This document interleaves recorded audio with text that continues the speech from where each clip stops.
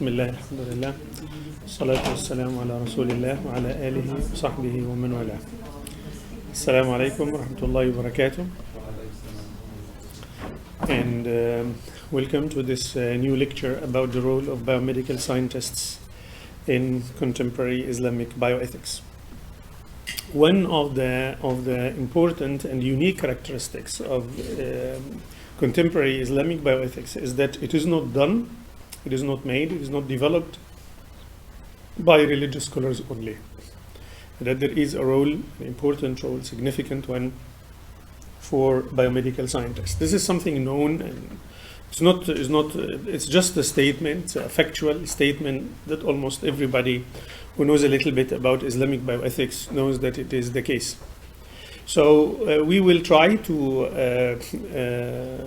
go through this phenomenon of having external contributors to a religious field, in this case the Islamic bioethics, and how does it work. We will start with a historical overview because the contribution of specialists in medicine to Islamic perspectives on issues related to medicine is not only something that happened today. They had also their own role, but of course quite different than the role of biomedical scientists nowadays. So the physicians were involved in the discussions on medical ethics in the Islamic tradition from early on. We spoke about this in the public lecture on Saturday in different ways. Their involvement took different ways. One of them is their work on fiqh, as they were not only specialists in medicine, but they were also specialists in fiqh. And we mentioned, for those who did not attend the public lecture, we mentioned that we have some physicians who we will see in the biographies of the jurists. So, for instance, the biographies of the Shafi'i jurist or the Maliki jurist or whatever, you will see some people who are known as physicians. Like, for instance, when we talk about the Maliki fuqaha, the Maliki jurists, we will find a name like Ibn Rushd. Ibn Rushd Averroes was very well known and very well established physician, for instance. The same in the biographies of the physicians, you will find people who are coming also from who were known for their work in the field of fiqh. There is, for instance, an important Maliki faqih, Imam al-Maziri, who lived in the 6th century. This is 12th century. الذهبي in Siyar A'lam al-Nubala says about him: كما تعلم الطب حتى صار ممن يفتي فيه كما يفتي في الفقه. So he gives fatwas on medicine in the same way he gives fatwas on fiqh. So we had this. So this was an involvement of the physicians in what's happening in the fiqh in general, not only in the fiqh related to medicine, but even in developing the fiqh in general. So they were not absent. We cannot say they did not have a role in this sense. The second one, we have more than one evidence that religious scholars, and jurists in particular, the fuqaha, consulted the works of the physicians when they needed some information related to what we call tahqiq al-banat, in order to have a good information to base their judgments and conclusions on well-argued information. Sometimes they had to read some works on medicine. And we have quite a lot of evidences showing that this happened. I wrote an article about this. I mentioned it, a human embryology in the Islamic tradition. This one and this one and this one. This one is a short one, pre-modern Islamic medical ethics and Greco-Islamic Jewish embryology. And this is the more extended one, human embryology in the Islamic tradition. In these two articles, I studied these quotations and from medical works and encyclopedias made by the religious scholars. And it seems from the information I could have access to and the information I studied that religious scholars had access to first-hand information. As you know, Arabic was the lingua franca of science at this time. So the best sources, most updated sources on medicine were available in Arabic. These religious scholars could read them in Arabic. And we also know from the biographies of these religious scholars that they had some background in understanding science and medicine, etc. So they could read them, they could interact with them, etc. This is another way that physicians were also involved in the discussions about medical ethics in Islam. The third one, face-to-face discussions. Sometimes, as business as usual, you are in a specific specialization, you have colleagues, you have friends in a different specialization, and sometimes you just contact them, asking for their opinion about specific issue as friends and as colleagues.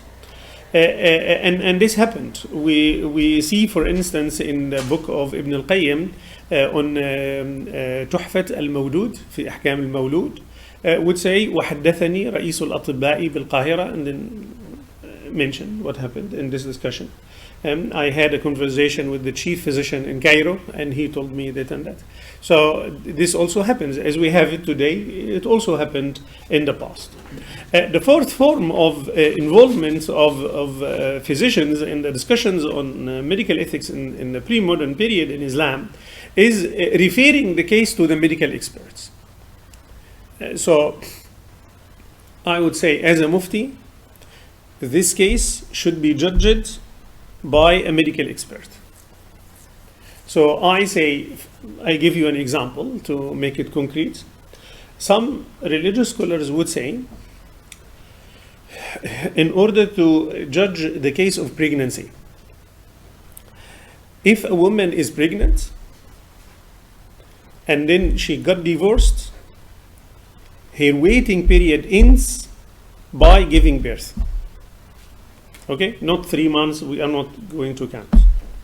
Okay, so normally pregnancy takes 9 months, can be less, can be a bit less, a bit more, etc. But imagine that she delivered something after 1 month. She got a miscarriage. Does this mean that pregnancy ended and thereby also the waiting period or not? Was there pregnancy? هل كان هناك حمل? Some religious scholars would say, if there is تخلق, if some of the limbs are observable, then there was pregnancy and waiting period came to an end. Observing these limbs is not that easy because it's at the level of the embryo. So they would say sometimes there is implicit تخلق, something that a usual person cannot see. But if there is an expert, a midwife or a physician, they can know that. So they would say how to judge now the termination or not of the waiting period, came to an end or not. They would say, if there is تخلق, the embryo had some physical features, then it's fine. Who will know that? They will say the physician or the midwife. So they would give the whole case to be judged by the physician. So here we have a hukm shar'i whose application needs a testimony from the people. This is what we call sometimes expert witnessing, especially in the court. This is something very famous, especially in American courts. The judge would ask an expert to come and give an expert witness to see exactly what happened if they want to investigate the crime scene or stuff like this. Usually called Ahlul Dhikri, Ahlul Khibra, Ahlul Ma'rifa. This is the term usually used by the fuqaha. In this sense, again, experts in medicine were involved in the discussions.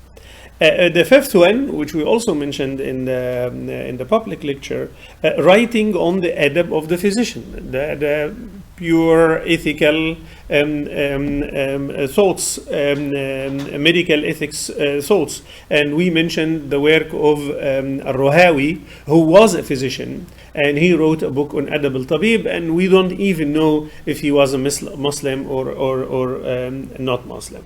So, did physicians or doctors have a role in the discussions going on in the classical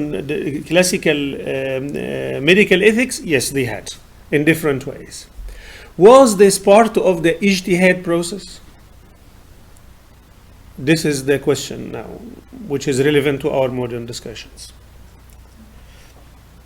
When we read the definition of Ijtihād in the standard works in Fiqh and Usul, we see that the Ijtihād is the exclusive task of the faqih.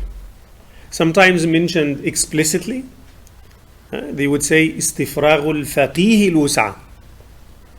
So exerting utmost effort by the faqih. Sometimes mentioned explicitly, sometimes implicitly. But it was understood that it is the work of the faqih. As a faqih, I may consult others. I may consult a faqih, I may consult an engineer, I may consult, and there is a whole book on expert witnessing in the Islamic tradition. The kind of experts that jurists and judges consult in different ways. There were, for instance, experts in pricing. If I bought a house from someone and I thought that I have been dumped in or have been deceived, I can go to the judge, and the judge would seek an expert in pricing to see that if there was overpricing or underpricing, etc. Sometimes they would ask experts in building ships. So it was not only the medical, engineers, many others. So, but the Ijtihād process leading to al-hukm shar'i at the end, it was the work of the faqih. And if the physician who is an expert in the fiqh, when he writes about fiqh, he wears the hat of the faqih, not the hat of the physician. So if we read, for instance, Bidayat al-Mujtahid wa Nihayat al-Muqtasid of Ibn Rushd, there are so many cases in which you can see now the physicians would say if it is right or wrong. That's it, to put the disagreement to an end. He is so timid to do that. Despite his great expertise in medicine, he would act like a faqih, not like a physician. And very few cases in the book of Bidayat al-Mujtahid wa Nihayat al-Muqtasid in which he will speak about his own medical expertise, like the case of the dog licking the utensils and stuff like this. And the access to the medical sources, it was not a big problem as we have it now. So I can consult the physician, but I don't have to do that all the time, because I can read these works, I can understand most of the time, and if it's really necessary, I can consult the people who are available around me. So it's very difficult to say that they were part of the process of ijtihad, or they were also practicing ijtihad, or they were co-mujtahid among the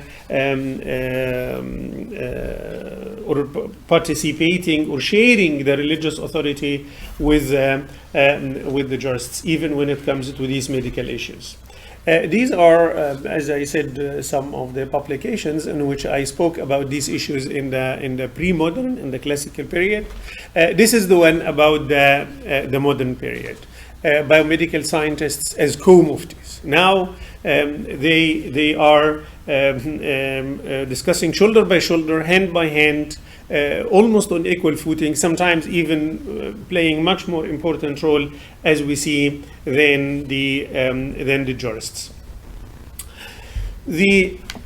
Now when we move to the contemporary, now the modern time, questions posed by the revolution of modern biomedical technologies have been seen by contemporary religious scholars as part of the nawazil genre. These are nawazil. And nawazil is a particular form of fiqh which deals about the novel issues, unprecedented issues, strange issues, etc. It's predicament, it's a dilemma that needs much harder work than the usual questions.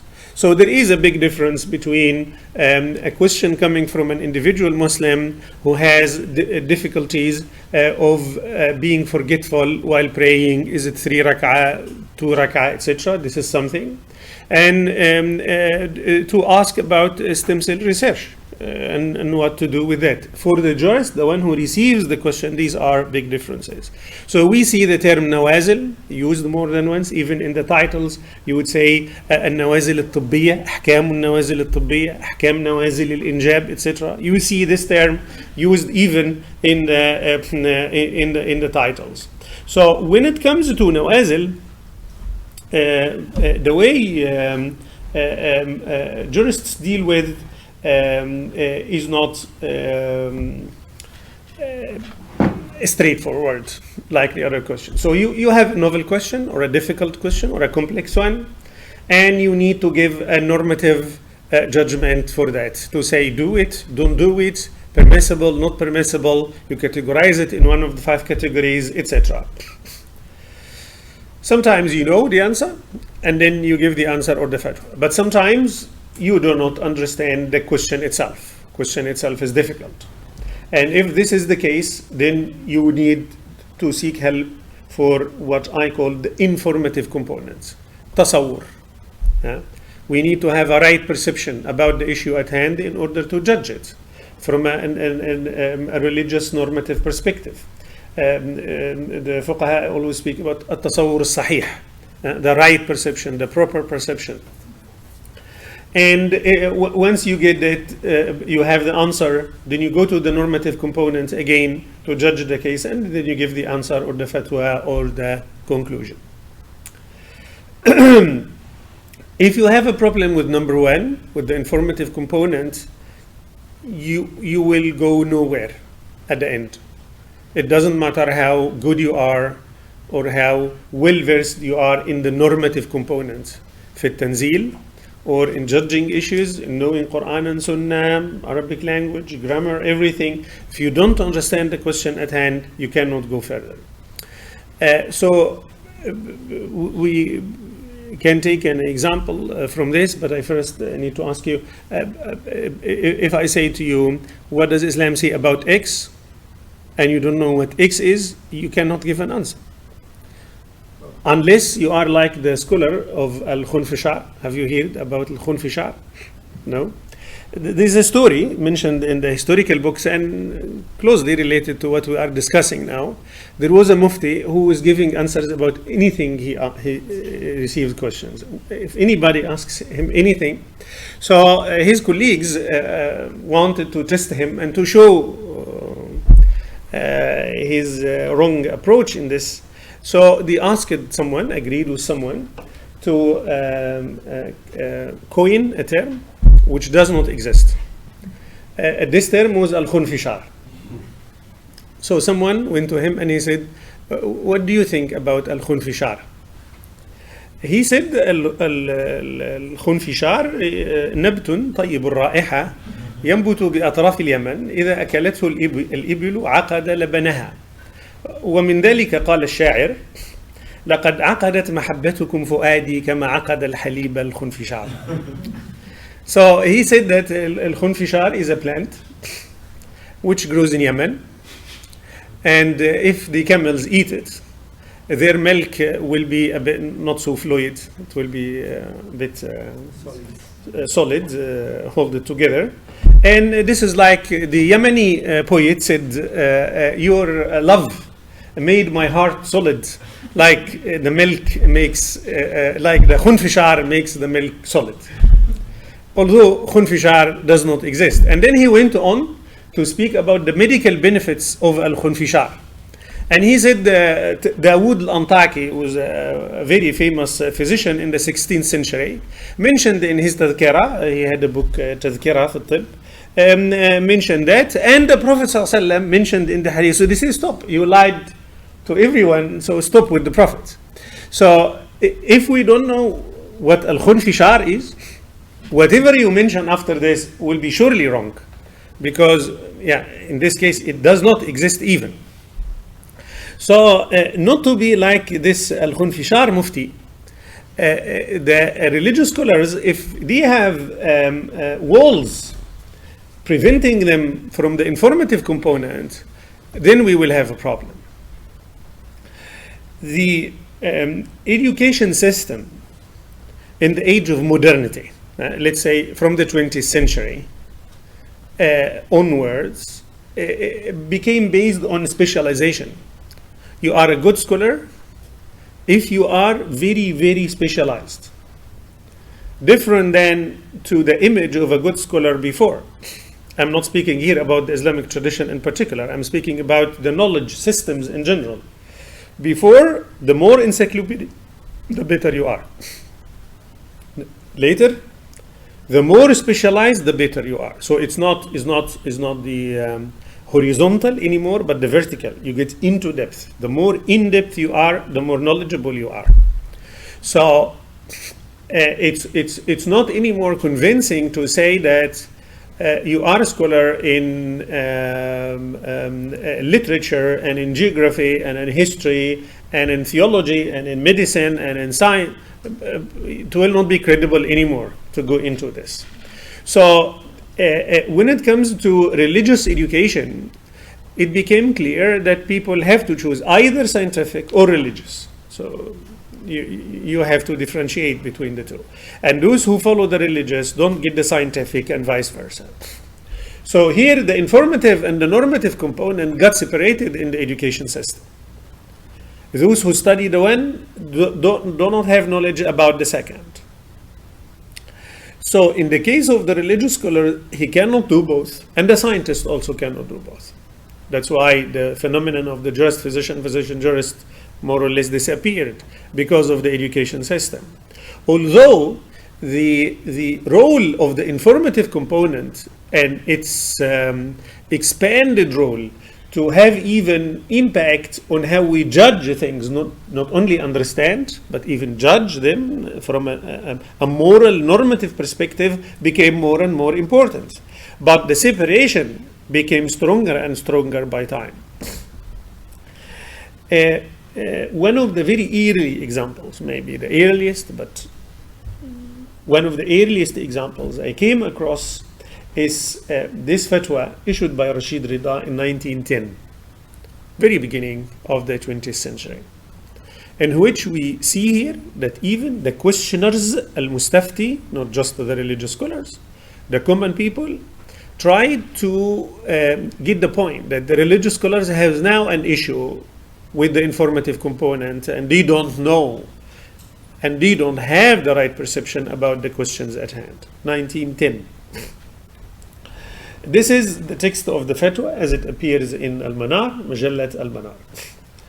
The fatwa is entitled Muddatu Hamli Nisa'i Shar'an wa Tibban, pregnancy duration from a religious and medical perspective. Anyhow, the title itself is indicative of what's going on at this time and what will happen later. As a mufti, why would you say shar'an wa tibban, religious and medical? You are trying to give a religious ruling, hukm, shar'i, about a case at hand. So this mixture between shar'an wa tibban, or this differentiation between shar'an and tibban, shows here that the two, the informative and the normative component, started to be separated from each other. They have to be separated by the waw, by and. They are not the same anymore. They are not one block. Muddatu hamli nisa'i shar'an wa tibban. What the question is about. This is a questioner from Tunisia.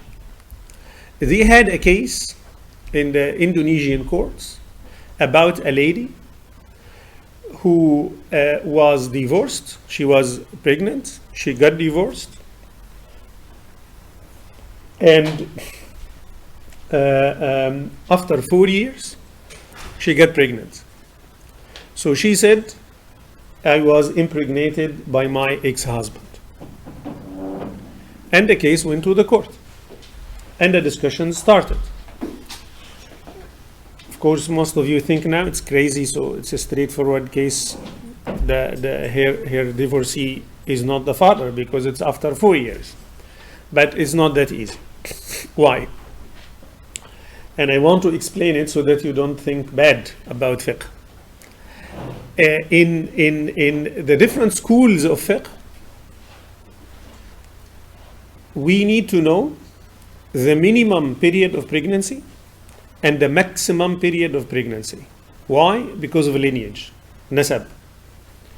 So, if we have a child who has been born between a couple, a man and woman, in order to attribute this child to the woman and the man, they must be husband and wife. So she must be impregnated during valid marriage. If not, then the man is not the father. Even if they both say that we did it and we confess, no. The mainstream position. Then we need to know that pregnancy happened during marriage. So we need to know the minimum period of pregnancy. So they got married and after 1 month she delivered the baby. Is it possible that embryo will develop in the uterus during 1 month? Is this the minimum or not? To know that, we need information from medicine. We have references in the Quran and Sunnah, but there are also information coming from medicine that they try to incorporate in their discussions, even from the very classical period. So they agreed that the minimum period 6 months, and we still have this. So the minimum period of pregnancy is not a big deal. But the big deal is about the maximum period of pregnancy. We don't have clear texts either in the Quran or the Sunnah telling us about the maximum period of pregnancy.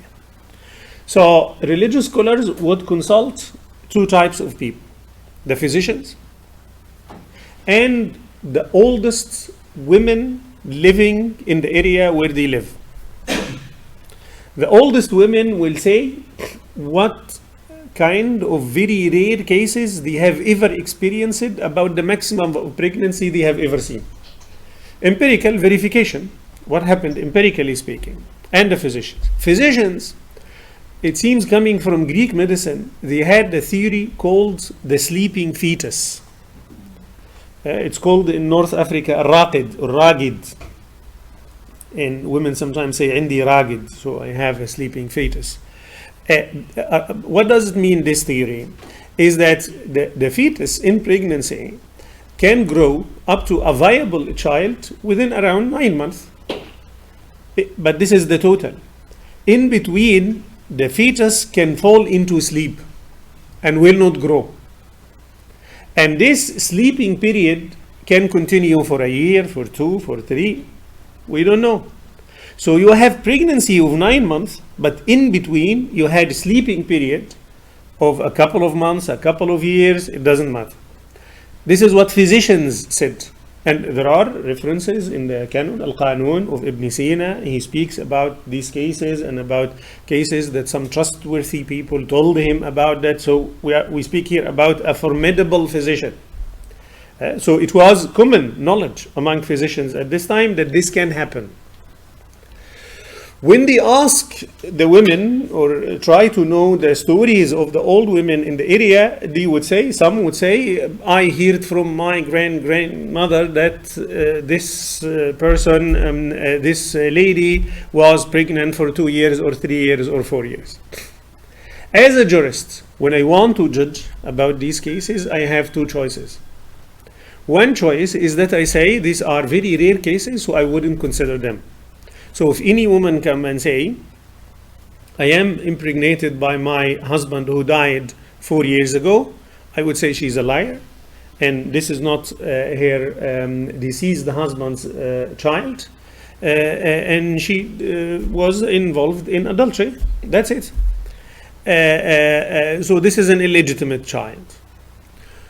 Or I take the doubt for the case of the woman, and I would accept it even if it is a very rare case. Al-Qarafi in his book, in his books on fiqh, Al-Dhakhira and Al-Furuq, spoke about this issue, and he said why in this particular case we as physicians would base the judgment on this very rare probability. He spoke about the objectives of as-satr, covering people, protecting people, even if we have a very slight doubt, to protect her dignity, to protect the dignity of the involved families, etc., as long as we have doubt that we can base ourselves upon. This is the situation in the classical period. Now we move to the beginning of the 20th century here in Tunisia and in the Arab world. Coming to the court, people in the court, they are trained in Islamic fiqh, and they would judge the case according to what I explained.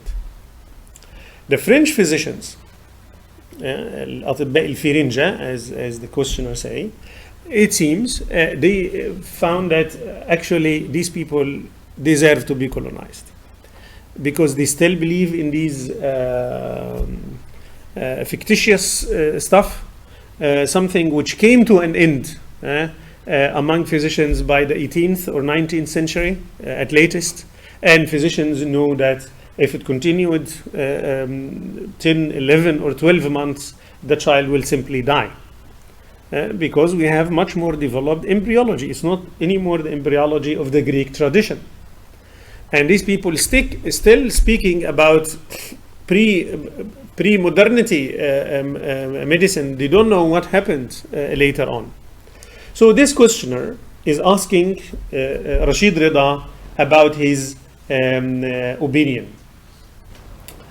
And here we have a medical knowledge establishing long established perceptions.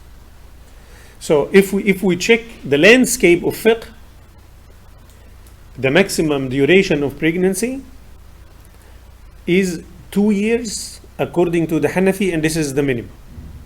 So we don't have jurists saying that the maximum duration of pregnancy is less than 2 years. So the most conservative, the Hanafi, in this regard would say 2. Some would bring it up to 4, 5, 6, 11, 12, and some unlimited. We don't know, it depends on the culture and the customs and what the people say. So, but the medical knowledge says it's impossible. After 10, 11, maximum 12 months, the child will die. So the woman will be pregnant, but with a dead child, will not be born alive. So what should we say in this regard? He asks Rashid Rida, who he very much highly respects the person, says that وَلَمَّا كَانَتْ لِمَقَامِكُمُ الْعِلْمِ قَدَمٌ رَاسِخَةٌ فِي الْعُلُومِ الشَّرْعِيَّةِ. So he sees him as a great scholar, Rashid Rida, and that's why he is directing the question to him. But then the question is not directed to Rashid Rida only. He says, وَلِصَدِيقِكُمْ النِّطَاسِ سَيِّدِي مُحَمَّد تَوْفِيق صِدْقِي. Who is Muhammad Tawfiq Sidqi? Muhammad Tawfiq Sidqi is one of the frequent writers and contributors to Al-Manar. He is a physician, and he writes about Al-Manar, about healthcare in Islam, Quranic references to health, to the body, stuff like this. So he's trying to make medicine accessible to the general reader and to link to the Quran and Sunnah, etc. He had some writings about the Sunnah, controversial writings, but this is not our point here. So the questioner is directing the question to Rashid Rida and to Tawfiq Sidqi. And that's why Rashid Rida says مدة حمل النساء شرعا وطبا. We have now to perceive that we have two types of sources of knowledge, and we have different expertise in these sources of knowledge, etc. Muhammad Rashid Rida didn't say if he consulted Tawfiq Sidqi or not. He doesn't mention this in the text of the fatwa, although the questioner clearly asked this, that he would consult with Tawfiq Sidqi. But from the text of the fatwa, it becomes very clear that he did.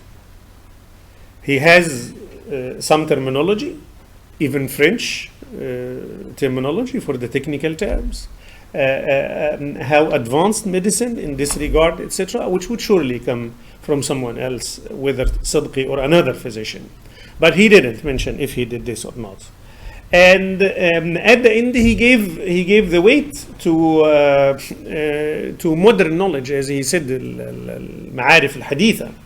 And he said, if modern knowledge is rejected, there is a danger that educated Muslims will cease to respect their religion as divine.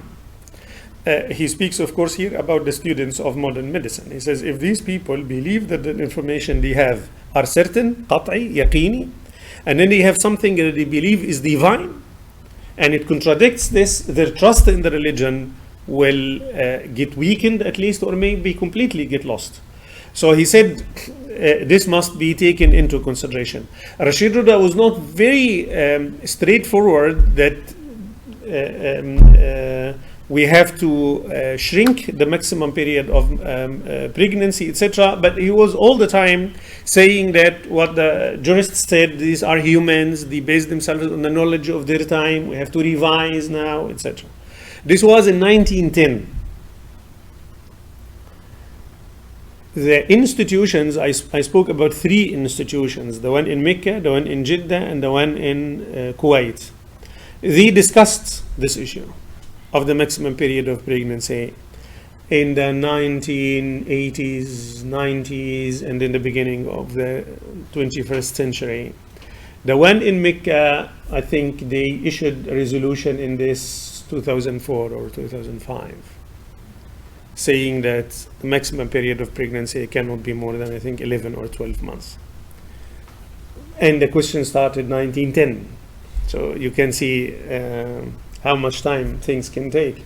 But anyhow, this is a clear example now that the religious authority, the authority of the religious scholars will get shaken because of these new developments that will challenge old perceptions in the fiqh. Some would say, look, Rashid Rida is a reformist. Yes? Did he come to a conclusion? As I said, he didn't say very clearly in plain words, but he's very much inclined to go with the physicians and say that the 2, 4, and 5 years cannot be maintained. But this is something new at this time. After this, it became a very big debate, and scholars from Tunisia and from Morocco wrote works about this. They appeared on radio, which was at this time like social media, in order to defend their opinions, etc., and to go against Rashid Rida. In my publication, I wrote some stuff about this, more details. But the point here I want to make is that not the conclusion in particular, but what's happening now, the shifts happening in the discourse. Someone would say Rashid Rida is a reformist, Islahi, he's the student of Abdu, he's liberal, he wants to change things, etc. So maybe this is an exception. This is another example, Abdurrahman Sa'di. Abdurrahman Sa'di is a Najdi scholar and from Saudi Arabia. So Najdi scholars and scholars from Saudi Arabia, you can accuse them with whatever you want, except that they are westernized or that they are this stuff, or secularized or whatever. Very traditional, stick to the texts, very conventional people. Abdurrahman Sa'di died 1955. The first organ transplant was made, I think, 1 or 2 years before his death. This is a question about organ transplantation. So at this time, so before his death, I can imagine that this fatwa was given shortly before his death. So anyhow, before 55. At this time, this was like the incident of cloning Dolly, like the gene-edited babies in China. It's a news that everyone is speaking about on earth. The physician who made the heart transplantation, Christian Barnard from South Africa, one of the early physicians who became superstars. Physicians are usually known to their patients, but not like the Hollywood stars. Hollywood again also close to us here. But he became a celebrity. He became a celebrity, and the celebrities would like to have a photo with him. He was a front page personality. So organ transplantation was nazila, was a predicament at this time, was a novel issue for sure. So someone asked him about this. He didn't use the term زراعة الأعضاء. It seems it was not still. He says هل يجوز أخذ جزء من جسد الإنسان وتركيبه في إنسان آخر مضطر إليه. You see the difficulty in explaining the situation. Now if you say organ transplantation, we know what we talk about, but at this time it was الخنفجار. Nobody knows what we talk about. So what Al-Sa'di did, again stressing the same thing like Rashid Rida, speaking almost exactly the same language. جميع المسائل التي تحدث في كل وقت سواء حدثت أجناسها أو أفرادها يجب أن تتصور قبل كل شيء. The right perception. If we don't have the right perception, it will be al-Khunfshar approach. Completely wrong. And then by the end of the page, he says that ترقي الطب الحديث له أثره الأكبر في هذه الأمور. The right perception is based on the information coming and emanating from modern science. And then saying the same thing like Rashid Rida, without taking science seriously, people will get the impression that Islam is not compatible with modern scientific advancements and thus cannot provide answers for questions raised by these advancements. There is a concern among these religious scholars that if we continue this way, we will lose credibility, and the religion itself will lose its credibility among young people. So you see here that there are concerns. 1967. I'm not giving a precise chronology of what's happening, but I'm just giving examples to see how things are changing. The landscape of knowledge is changing by time. So it doesn't mean that in 1910 thing starts and 1950 something else happened. I'm just giving examples, and these are the details which can give us some indication.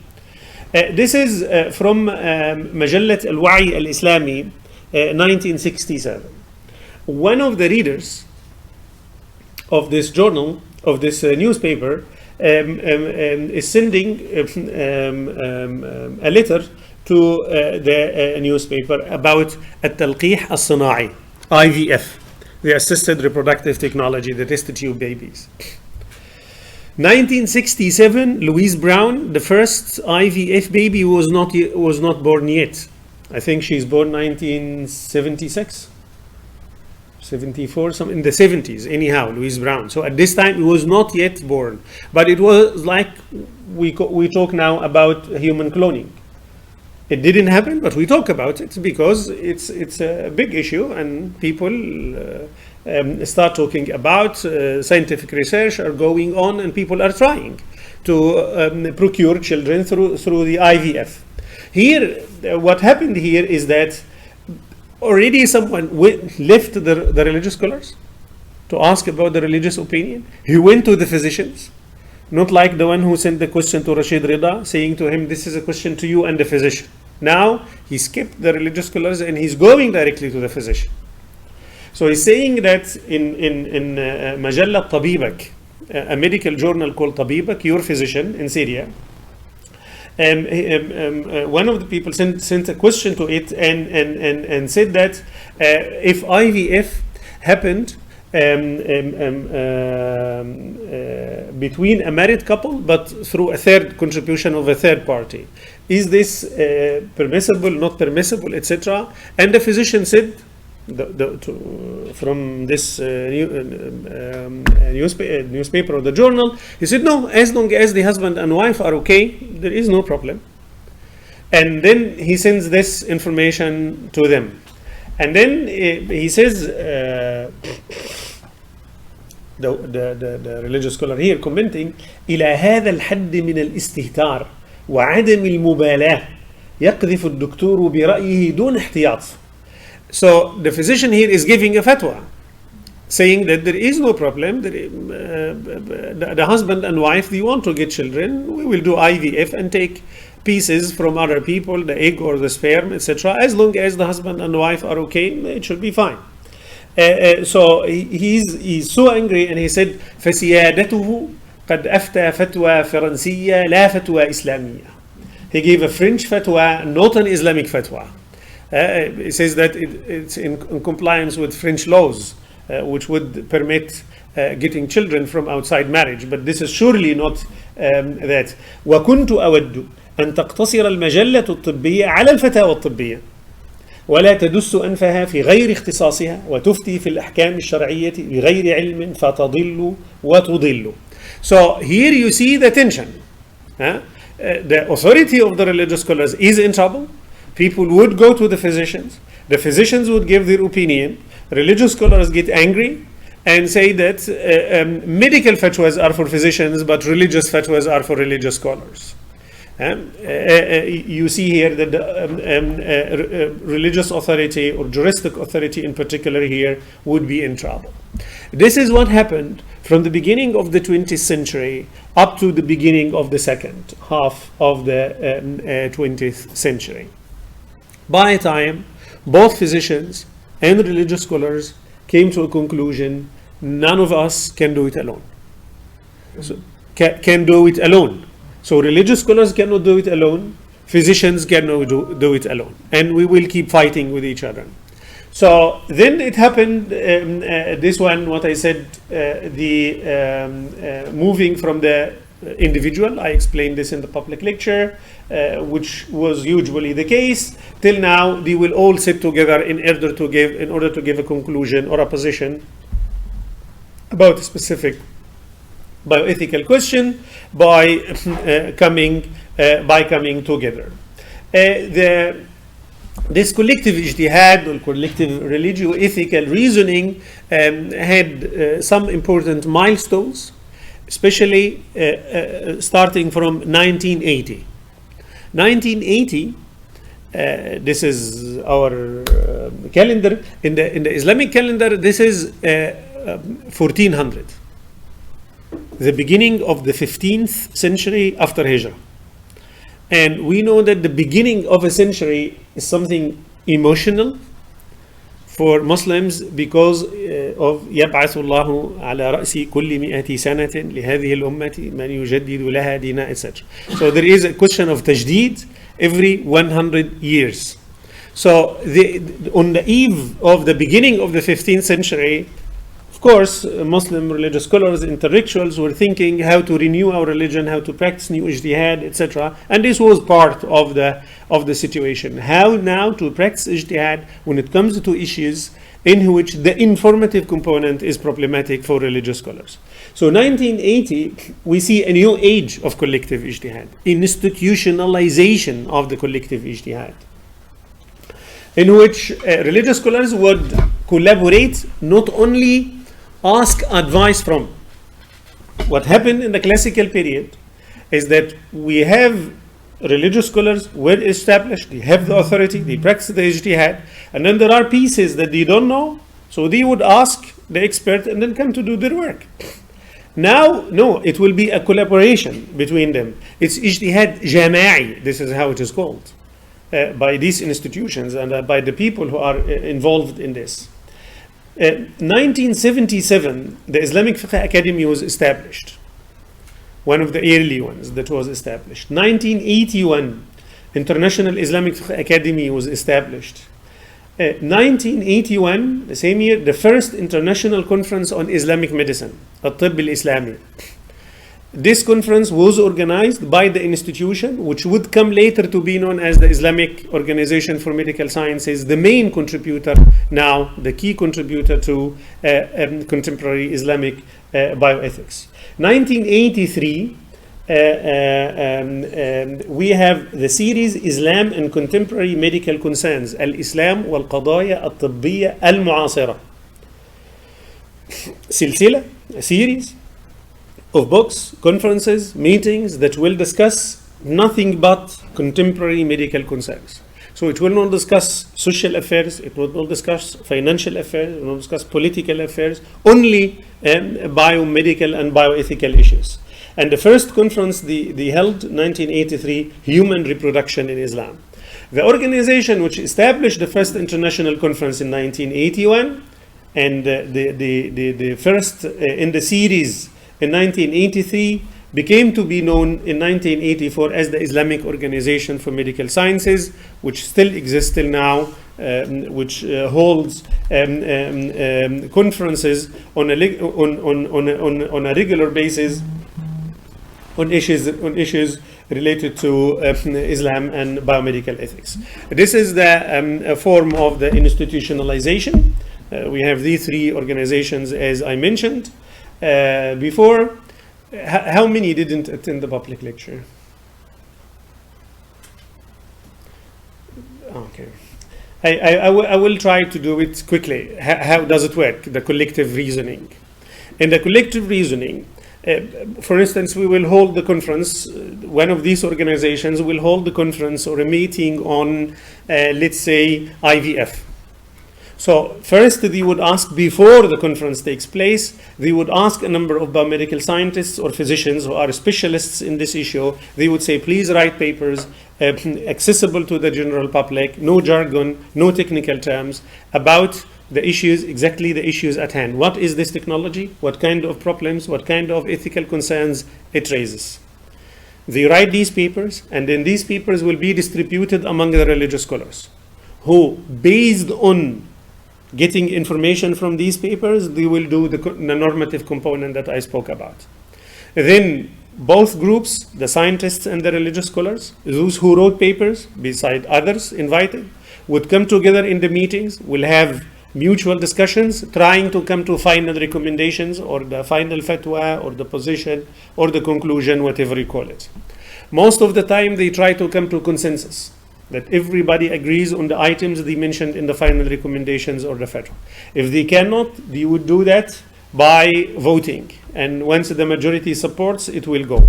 After the meeting, they will try to disseminate the final recommendations on websites, via media, etc. But they will also publish the full proceedings, including the papers presented, but sometimes also the script of the oral discussions, what happened in the discussions among the participants in these meetings. These are the photos which I showed in the public lecture. These are photos of some of the biomedical scientists. There is a long list of people who participate in this. On your left hand above starts with Abdurrahman Al-Awadi, who is the Secretary General, the President, the Chairman of the IOMS, the organization in Kuwait. Next to him, Siddiqa Al-Awadi. She's a well-known geneticist in the Arab world. She's from Kuwait also. Mohamed Ghaly Al-Bar, an internist living in Saudi Arabia, originally from Yemen. And then here down to the left, you have Muhammad Haytham Al-Khayyat from the World Health Organization. He's from Syria. And then gynecologist Hassan Hathout, who was chairing the Islamic conference, the Islamic Center here in California. He died, I think, 2009. And then Ahmed Al-Gindi, or Ahmed Al-Jundi from Egypt. He's a pharmacist, Secretary General Assistant of the organization in Kuwait as well. I want to say something about the identity of the scientists who participate. One of you asked me about the identity of the religious scholars who participate. And this is an easy one, because on the website of these institutions, they would mention the procedures and regulations of membership, who can be a member, what are the conditions and qualifications if someone will be a member. But you see nothing on these websites, in their publications, about the scientists who participate. You don't know how they are chosen, on what basis, why this one is chosen and not another one. You don't have. So what I did in the publication I mentioned in the beginning of the lecture is that I studied the reality. So I surveyed the names, I studied their biographies, their background, their publications, and tried to make sense of these choices.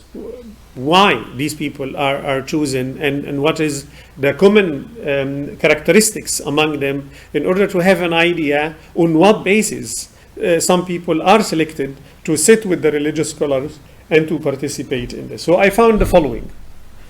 First, they choose scientists and physicians who are trained in Western academies, affiliated with Western academies, or at least did their MA and PhD, stuff like this, in the West.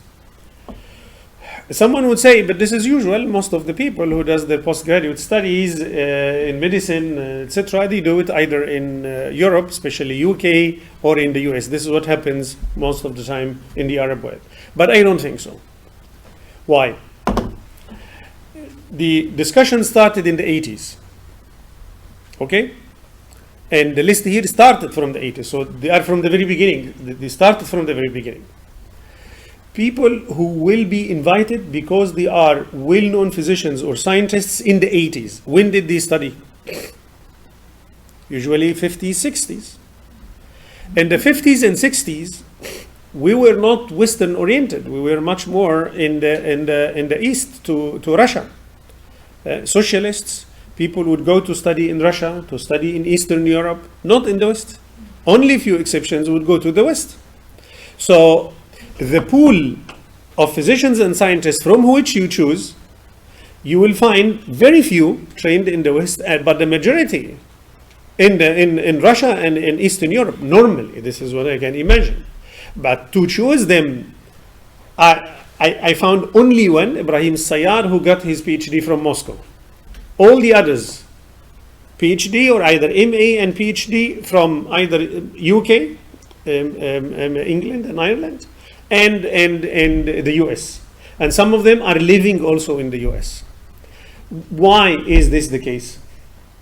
To my own analysis, they want to have the right perception, تصور الصحيح. So I must have the most updated, credible information. Who can give me this? Where this science is being developed now in the West. So the people who are trained there, they are the ones I trust that they will give me the right perception. So that's why they choose these people. Like here, Hassan Hathout, the UK, Royal College, Surgeons, University of Edinburgh, moved to the US in 1998, and since then he lived there till he died. Umar al-Alfi moved to the US in 1954, and since then he is living. By the way, he is in Southern California, so he's here. Passed away? Oh, okay. Should be recently. Okay. So and Hathout was also in California. Yes. Yes. So I'm getting more and more impression we are in the center of the world. Whenever I mention anything, it's in California. So strong link with Western academy. Strong link with Western academy. This is an important criteria. Even if they don't mention it, their choices, their selections, it's clear that it's reflecting this. Also, affiliation with international organizations. The WHO is very well represented. Like in this case, Haytham al-Khayyat, Mohammed Hilmi Wahdan, from the regional office for the Eastern Mediterranean in the WHO. Some of the conferences they organize are in collaboration with WHO. So it seems that this is also an important thing for them, these international organizations. So there is familiarity with the West, affiliation with international organizations, but there is also familiarity with the Islamic tradition. The impression I have is that religious scholars know these scientists in person. They didn't select them because they looked into PubMed publications, because they checked those who published in Science and Nature. They know them in person, and they trust them, because they don't want to have someone who would infuse stuff like secularism or atheism in the name of medicine or science, etc. And I cannot verify what you are doing because I don't know English, I don't know science, so I must deal with someone that I trust. So this familiarity with the Islamic tradition was an important element, it seems. But as we will see, this familiarity with the Islamic tradition would create problems later on, because by time the physicians would get more and more confident, and then they will start speak about the Islamic position, not just scientific issues, because they are also Muslims. They get now expertise by attending these conferences, etc. And they would say, but we also have a say about what Islam should say. And then this will be an issue. What do they do in these meetings and conferences? First of all, setting the agenda. So which topic are we going to discuss? Most of the time is not the religious scholars who set the agenda. These are the physicians and the scientists, because they know what's going on. So they will tell the religious scholars this is an important issue, and then it will be put on the agenda. Explaining biomedical information, this is the informative component, of course, an important one. Presenting bioethical deliberations in the West also. And then the most controversial one is participating in the religio-ethical normative deliberations, the normative component itself. Quickly now, about their role. Setting the agenda. Have you heard before about al-ara'aytiyun, the hypothesizers, no? In fiqh, in a specific moment in history, because fiqh almost covered everything that can be covered, and as a human characteristic, we always try to show the relevance of our work. Yeah. So if there are no patients, physicians will be jobless, isn't it?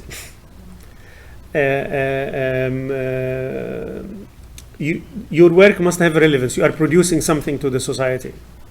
So if everything is covered, we come into stagnancy in the work itself.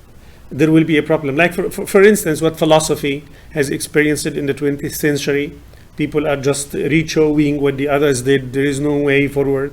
Then they went to applied ethics, and which opened new venues for them, and then people would thrive again, etc. It seems that fiqh had this issue about covering everything. They cannot produce new things. Then they started hypothesizing.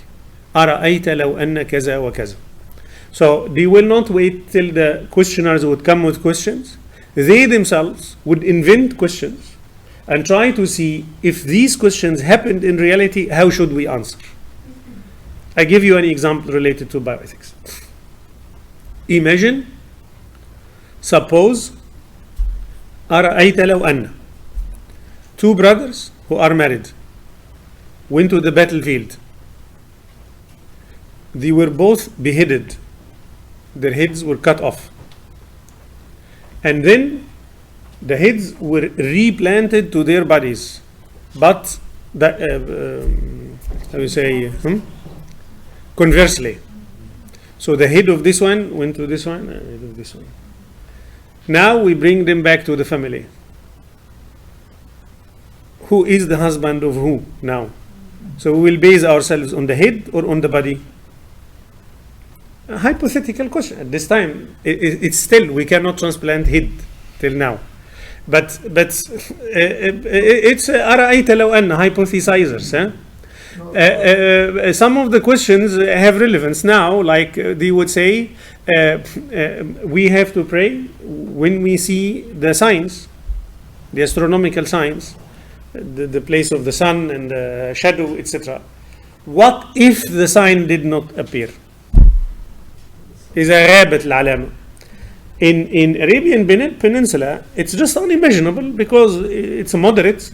So you see the signs every day, every night. But imagine that we didn't see them. Now, of course, people who live by the North Pole and the South Pole, etc., it happens. And then you use this legacy in order to see how to solve the problem. But hypothesizers in general had a negative image. A negative image, because one of the key and unique characteristics of fiqh is that it is practical and pragmatic. So it's not like philosophy or like others which about thinking and imagining. You are dealing with practical questions in people's daily life, and that's why you are important. To get out this and try to hypothesize, it was seen as a deviation from the mainstream fiqh. So now, when we study human cloning, I would say, as a conventional faqih, why should I study human cloning and I spend and dedicate time to human? It didn't happen. And it may never happen. Why would I have a conference and ask people to write papers, etc., and all this stuff? So the scientists participating could convince the religious scholars that this is not the case. It's not the case that the normal hypothesizers. This is something we cannot wait till things happen and then we give the answers. It will be too late. We need to make regulations before things happen, to say to the people, you should do it, you shouldn't do it, because technology is advancing on unprecedented scale. Yeah? So this was very important when they would set the agenda. So they discussed, for instance, human cloning when it was not there. They discussed transplanting brain cells when it was not, at least not applied in the Muslim world, etc. So they moved them to speak much more about future than what these religious scholars would speak about. And then explaining the biomedical information or the informative component. I think I spoke too much. How much time we have been now? Are we too late? We were supposed to stop at 11:30, but we started late. Okay. So I didn't talk too much? It's okay. I can go the whole day? Okay. Because there are two examples. Sometimes I'm inclined to use maybe one only. But the point I want to say here is that informative components is not always only information anymore. Informative is now also normative. It judges also. By giving the very information, it means you judge that this is good or bad.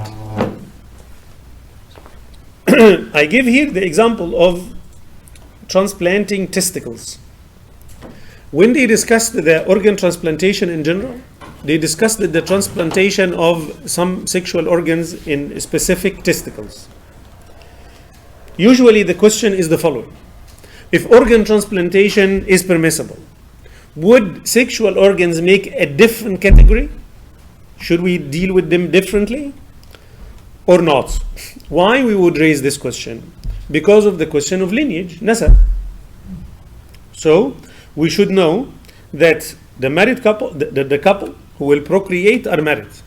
But also we should know that the child is coming from these two, not from someone else outside. Yeah? So with the modern technology now, people are married, they will get children, but not by them, from outside. So here, when we transplant testicles in a man, in a husband, he is married to a woman, and then they get child. This child belongs to who?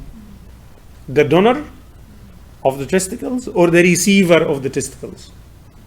If we say to the donor, then there will be a problem in the lineage, because it's not coming from the husband, it's coming from someone else. So this is an example, and this is the question. We will see now how the informative component can change the whole approach. Sheikh Mohamed Al-Ashqar, a Jordanian scholar, one of the very important ones participating in these discussions, he said that there is nothing special about transplanting testicles. If we say organ transplantation is permissible, then also transplanting testicles is permissible. It belongs to the recipient and not to the donor. Okay? What are the arguments? He came up with these arguments in his paper. First one, the transplanted testicles are physically attached to the recipient, and then he would add a scientific touch to it, and follows the orders issued by the brain of the recipient. So when this recipient would have an intimate or sexual relationship with his wife, It is his brain who is motivating all the activities. So it is his, it's attached to his body, and it's his brain who is giving all the orders that the whole process would happen of reproduction. So the donor here is completely outside. He's not with the married couple. He's not playing a role. The second, it is the recipient, not the donor, is the one who feels pain if something wrong happens with the transplanted organ. If any accident happened to these testicles, who would feel pain? The receiver, not the donor. So it is his. 3. The sperms produced by the transplanted testicles do originate in the recipient's body and not anywhere else. So he will not give the testicles to the donor, produce the sperms, and then bring it back. No, everything happens in the body of the donor. The recipient. The fourth one, transplanted testicles can sometimes be produced from a dead person. So a dead person would procreate. It seems completely logical, perfect, makes sense. When he wrote this paper, and it is published in the fall proceedings of these conferences, and so he sent it, like the process I mentioned. They write the papers before the meeting, circulate them, and then they come together. When he introduced these ideas and these arguments, he had a very intensive discussion with the scientists who were there, and it took about, I think, 10 pages. The script of the oral discussion, 10 pages. He would ask questions to the scientists, and the question would respond. The scientist would ask him questions, and then he would respond. Going forth and back so many times in so much details. But I will put here about what we call the killing argument, the argument which killed the whole discourse of Al-Ashqar, although it is informative. So it's just the information which will make transplanting testicles problematic by itself. You don't need Quran, you don't need Sunnah, it's very clear. What did they say? The testicles, which are the sperm producing organ, it's the factor which produce the sperm, which have the 23 chromosomes that will go to the child, that will make up the DNA of the child. This is the contribution from the man. And the spermatogenic cells go back to the 4th or 6th week of the gestational age of the fetus. So this organ gets formed in the 4th or the 6th week of pregnancy. And the same, by the way, also for the eggs of the woman. So the sperms of the man and the eggs of the woman get all in the 4th or the 6th week. So all the sperms that the man can ever produce throughout his life has been already done and come to completion in the 4th or 6th week. All what happens throughout the life of the person is that the factory is working, is just producing, but not something new. It's something that was in the factory from the 4th or 6th week of pregnancy. So what happens? So the formation of these cells comes to an end. So if you have 20 million sperms, if you have 20 trillion sperm, if you have one sperm, this is what you will have throughout your life. Nothing new will be produced. And what happens is a matter of maturation and development. That's it. So the transplanted testicles will be producing the donor's sperms, not the receiver's sperms. So the genetic print will be that of the donor, not that of the recipient. Even if the donor is dead, yes, even if the donor is dead. So is it possible that a dead person will procreate? In this sense, yes, possible. So we have a dead person, his testicles transplanted into someone else, so his genetic makeup will be transferred to children later on. Yes? Was this transplantation hypothetical or real? At this time, hypothetical, to the best of my knowledge. But I think now it happens. It can happen, at least. Technologically speaking, or clinically speaking, it can happen. Yes, but this happened already. Yes. So here, the information, missing this information would make all the arguments plausible, but having this argument, it would kill everything else. So you cannot say one of the arguments, how a dead person can procreate. Yes, it can procreate. So going even that far. So this is an informative component that will completely change the normative one. Sheikh al-Ashqar, during the conference, he changed his mind because of these discussions. He had to write a postscript. So he let the paper as it is. He wrote a postscript explaining why he changed his mind because of the discussions with the scientists. And some of the religious scholars participating, when you see the discussions between religious scholars among themselves and the religious scholars and scientists, I think, if I'm not mistaken, the Tunisian scholar Mohamed Ghaly said, if this paper will not change, it must be taken out from the published proceedings, because this will not be good for the image of the religious scholars. So you see that not only changing the opinion of the respective religious scholar, but all others. Scholars. The last example I want to give about the normative components. So these scientists are not only setting the agenda, are not only explaining the biomedical information, which can affect the normative judgment, not only the bioethical deliberations in the West and what's happening, but they are also participating, as I mentioned in the title of my article, as co-muftis. They would have also their own opinion. They would practice their own metaphorical interpretation, reasoning, etc. I gave this example. This is the hadith of Ibn Mas'ud, narrated in Bukhari and Muslim, about embryonic development, the development of the embryo in the uterus. The standard reading of the hadith is that the embryo goes 3 phases of development. Nutfa, 40 days. Alaqa, 40 days. Mudgha, 40 days. The total is 120 days. The angel breathes the soul. Then we have ensoulment. Then we have a full human being. This is the normal reading.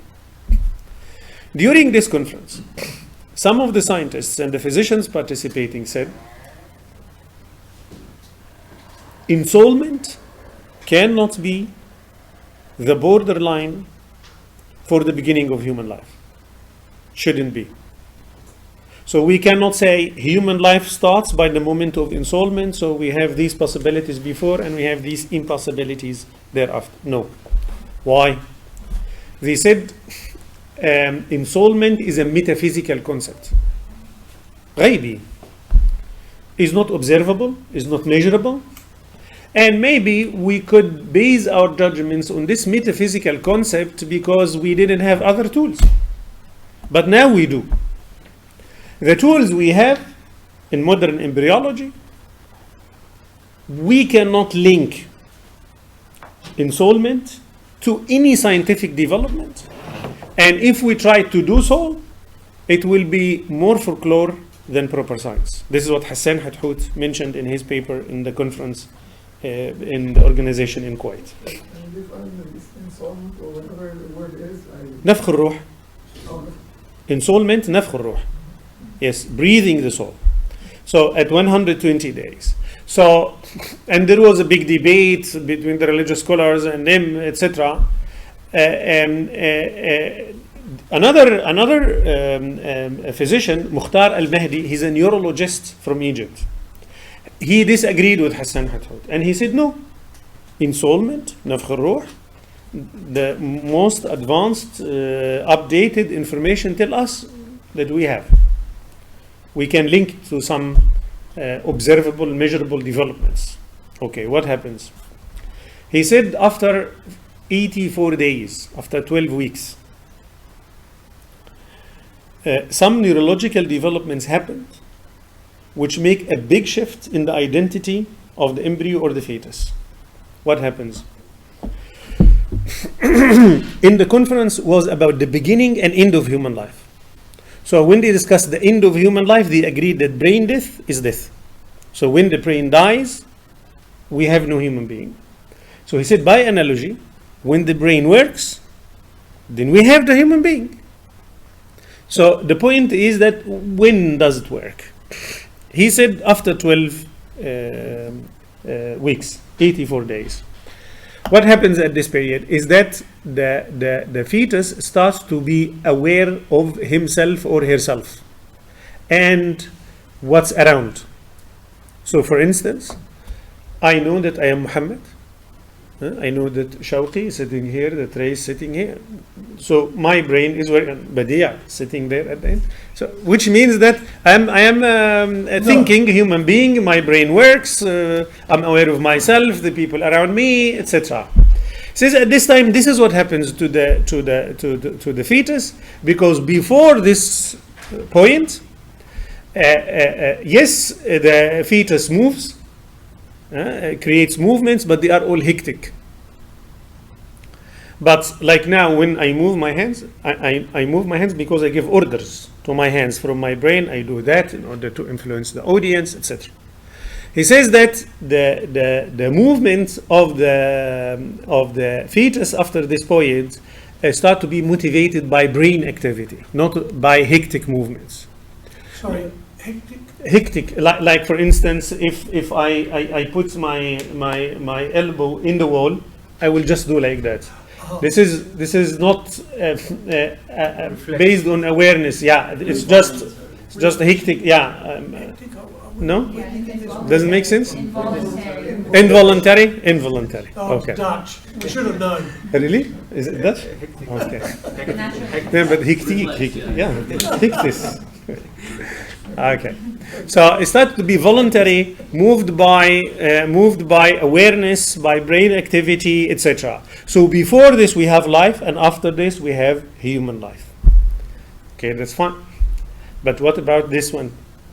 This one is not speaking about 84 days. It's speaking about 120, 40. So how are you going to do that? When he mentioned this, none of the religious scholars commented even on what he said. They found that it's going too far, and this is your own opinion. And he said, but another physician is disagreeing with you and saying that this is folklore. So why would we make such a heavy metaphorical interpretation? Then he did it himself. Now he would do the normative component of Tanzil himself. He said, there is a version in Muslim. This hadith has a version in Bukhari and another version in Muslim with some slight differences. Here in red are the added words in the version of Muslim, في رواية Muslim, that the three phases you would have the word في ذلك. ثم يكون في ذلك. في ذلك does not appear in al-Bukhari, but it appears in Muslim. What does it mean في ذلك? I will explain to you. This is the standard reading. The standard reading 40 plus 40 plus 40, 120. He said, but if we take therein في ذلك, it will be like that. So we had the 40 نطفة ثم يكون في ذلك. So the second 40 will not start after the end of the 40, but will start therein. ثم يكون في ذلك. So the alaqa will start in and during the period of the nutfa. And then again, ثم يكون في, the mudgha also will be in. So it's impossible that the 340s will be 120. It must be less. Because the second phase started before the end of the first, and the third phase started before the end of the second. So 40 plus 40 plus 40 is not 120. So it's possible that he's nutfa and alaqa in the same period, at the same time. The alaqa starts while the nutfa is working. في ذلك. And the mudgha starts during the period of the nutfa. So there is tadakhul, there is overlap At the end of the nutfa, the alaqa starts. At the end of the alaqa, mudgha starts, and so on. So there is, it makes sense that the total can be 84, as his own calculation coming from science after 12 weeks. As I said, this was not taken over by any of the religious scholars to support him, and it disappeared in the proceedings of the conference.